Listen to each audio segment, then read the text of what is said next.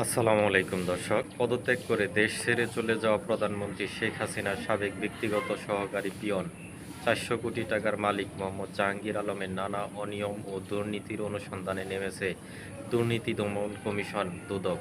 গতকাল রাজধানীর সেগুনবাগিচায় দুদকের প্রধান কার্যালয়ে অনুষ্ঠিত কমিশন সভায় এ সংক্রান্ত সিদ্ধান্ত নেওয়া হয়। দুদক সূত্র জানায়, গত ১৪ জুলাই চীন সফর নিয়ে গণভবনে অনুষ্ঠিত সংবাদ সম্মেলনে সাংবাদিকদের প্রশ্নের জবাবে শেখ হাসিনা বলেছিলেন, আমার বাসার পিয়ন ছিল, সেও নাকি ৪০০ কোটি টাকার মালিক, হেলিকপ্টার ছাড়া চলে না। পরে তাকে ধরা হয়েছে, তাকে বাদ দিয়ে কার্ড সিজ করে আমি ব্যবস্থা নিয়েছি।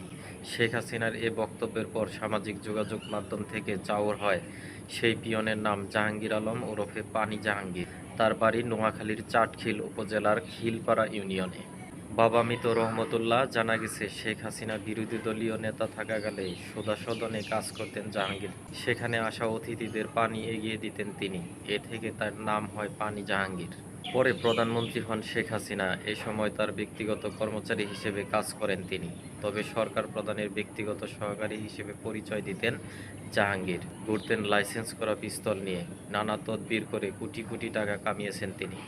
এসব অভিযোগে গত বছরের ৬ ডিসেম্বর প্রধানমন্ত্রীর কার্যালয় থেকে এক প্রজ্ঞাপন জারি করা হয়। তাতে বলা হয়, জাহাঙ্গীরের সঙ্গে প্রধানমন্ত্রীর কোনো সম্পর্ক নেই। তার বিষয়ে সবাইকে সতর্ক থাকার আহ্বান জানানো হচ্ছে। প্রয়োজনে আইন প্রয়োগকারী সংস্থার সহায়তা নিতে বলা হয়।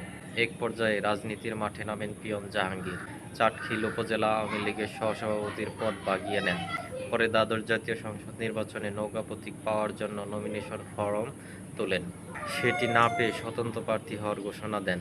তবে পরবর্তী সময়ে নির্বাচন থেকে সরে দাঁড়ান তিনি। নোয়াখালী এক আসনে নৌকার প্রার্থী এইচ.এম. ইব্রাহিমের বিরোধিতা করেন জাহাঙ্গীর।